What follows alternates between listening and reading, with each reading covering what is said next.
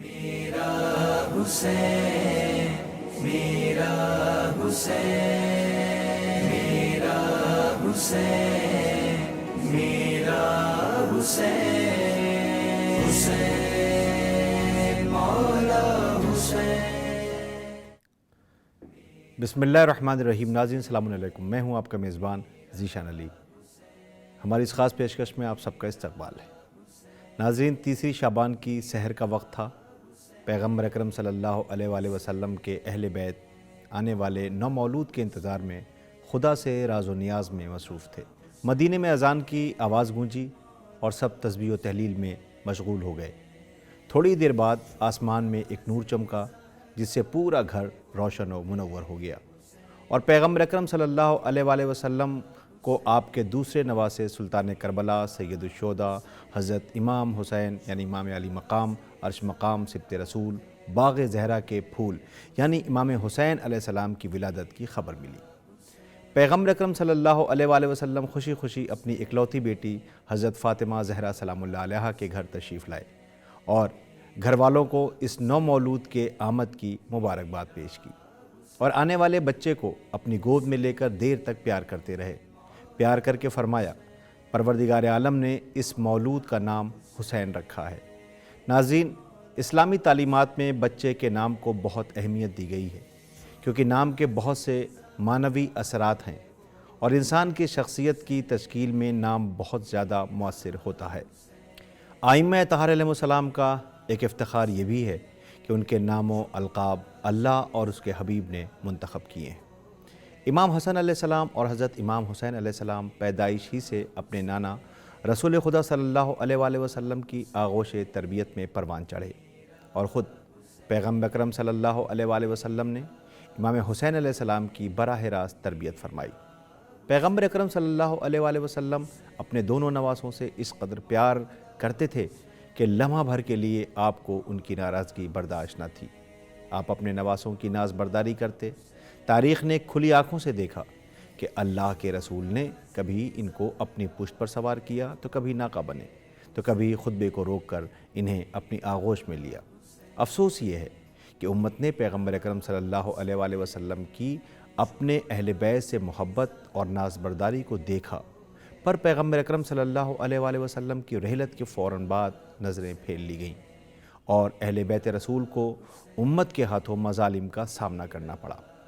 پیغمبر اکرم صلی اللہ علیہ وآلہ وسلم کو معلوم تھا کہ امت آپ کی وفات کے بعد حضرت امام حسین علیہ السلام پر بہت ظلم کرے گی، لہٰذا آپ لوگوں سے امام حسین علیہ السلام کے بارے میں نصیحت کرتے رہتے۔ شاید اسی لیے آپ امام حسین علیہ السلام سے محبت کا اظہار بھی کرتے تھے، تاکہ کوئی یہ نہ کہہ سکے کہ ہم ان کے مقام و منزلت سے واقف نہ تھے۔ پیغمبر اکرم صلی اللہ علیہ وآلہ وسلم فرماتے، جو حسین سے محبت کرتا ہے میں اس سے محبت کرتا ہوں۔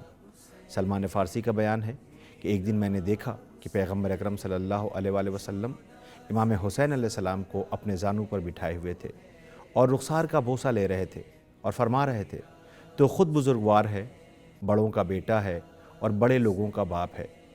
تو امام، فرزند امام اور اماموں کے باپ ہیں۔ تم حجت خدا کے فرزند اور خدا کی حجتوں کے والد ہو، جو 9 ہیں، اور ان میں کا آخری قائم مہدی ہوگا۔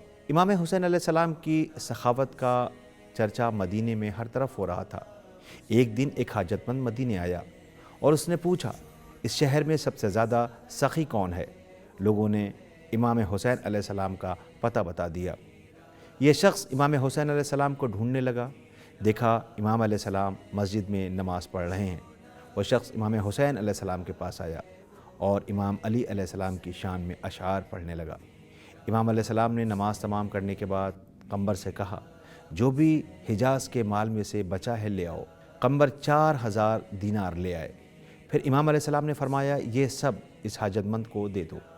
سب کچھ دینے کے بعد امام علیہ السلام نے اس سے کہا، میرے پاس اتنا ہی تھا، اگر اس سے زیادہ ہوتا تو میں تجھے اور بھی دیتا۔ اس شخص نے اس دینار کو دیکھا، پھر امام علیہ السلام کے چہرے پر نظر ڈالی اور رونے لگا۔ امام علیہ السلام نے اس سے پوچھا، کیا تم میری مختصر بخشش سے رنجیدہ ہو؟ اس نے کہا، نہیں آقا، بلکہ رسول خدا صلی اللہ علیہ وآلہ وسلم کی وصیت کو یاد کر کے رو رہا ہوں کہ کس طرح یہ بخشش کا سمندر خاک میں چھپ جائے گا۔ امام حسین علیہ السلام نے اپنے کو معاشرے کی اصلاح اور بے وارثوں کے لیے وقف کر دیا تھا۔ آپ حقیقت میں بے وارثوں کی پناہ گاہ اور ضرورت مندوں کا مرکز تھے۔ امام حسین علیہ السلام نے اپنی زندگی کے 6 سال پیغمبر اکرم صلی اللہ علیہ وآلہ وسلم کے ساتھ گزارے تھے اور انہیں ظلم سے مقابلہ کرتے ہوئے دیکھا تھا۔ نانا کی رحلت کے بعد 30 سال اپنے بابا علی مرتضیٰ کے ساتھ ساتھ رہے۔ پیغمبر اکرم صلی اللہ علیہ وآلہ وسلم کی رحلت کے بعد حضرت علی علیہ السلام بہت دشوار گزار حالات سے دوچار ہوئے۔ ایسے موقع پر حضرت امام حسن علیہ السلام اور حضرت امام حسین علیہ السلام آپ کے بہترین یار و مددگار تھے۔ امام حسین علیہ السلام نے جنگ جمل، جنگ صفین اور جنگ نہروان میں اسلام کے اعلیٰ مقاصد کو آگے بڑھانے کے لیے بابا علی مرتضیٰ علیہ السلام کے ساتھ نہایت شجاعت و بہادری سے ظالمین اور مشرکین سے مقابلہ کیا اور ظلم کے خلاف آخری سانس تک جنگ جاری رکھی۔ امام حسین علیہ السلام اپنے اعلیٰ کمال سے دنیا انسانیت کے لیے ایک مثال قائم کر گئے۔ ہم سب کو آپ کی زندگی سے سبق لینا چاہیے۔ ناظرین، اس مبارک موقع پر ہم آخر میں امام حسین علیہ السلام کی چند نصیحتیں آپ کی خدمت میں پیش کرنے کی سعادت حاصل کر رہے ہیں تاکہ اس سے درس لے کر ہم اپنی دنیا اور آخرت کو سنوار سکیں۔ آپ فرماتے ہیں، میں موت کو سعادت اور ظالموں کے ساتھ زندگی گزارنے کو ننگوار سمجھتا ہوں۔ تمہارے ذریعے لوگوں کی ضرورتوں کا پورا ہونا خدا کی ایک بڑی نعمت ہے، لہٰذا نعمتوں سے ضرورت مندوں کو رنجیدہ کر کے اسے عذاب میں نہ بدلو۔ جو تمہارا دوست ہوگا وہ تم کو برائیوں سے روکے گا اور جو تمہارا دشمن ہوگا وہ تم کو برائیوں پر ابھارے گا۔ اہل گناہ و معصیت کے ساتھ اٹھنے بیٹھنے سے بدنامی ملتی ہے۔